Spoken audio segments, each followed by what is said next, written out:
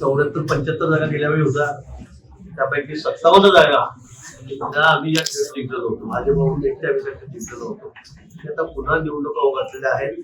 त्यावेळेला ओरलं धोरण ठरलं की महायुतीमध्ये निवडणुका लढायच्या आणि म्हणून मग आम्ही थोडं कॉम्प्रोमाइज करणं तोच प्रॉब्लेम मागे गेलो. आणि आता दादांचं आणि मामाचं त्या ठिकाणी शिवसेनेचे त्यांची बोलणं झालेलं आहे. मी चालू भेटतो तुम्ही बाहेर 10-15 दिवस झाले, त्याचंही बोलणं झालेलं आहे.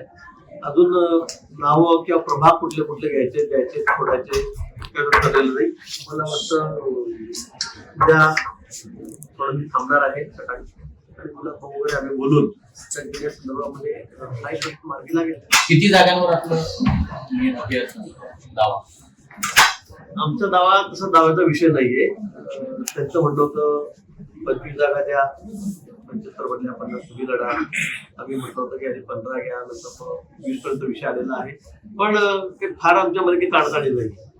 मला असं वाटतं की उद्या परवापर्यंत सगळं हा अंतिम निर्णय त्या ठिकाणी होईल आणि आम्ही महायुतीमध्येच जळगाव जिल्ह्यामध्ये जळगाव महापालिकेमध्ये लढणार.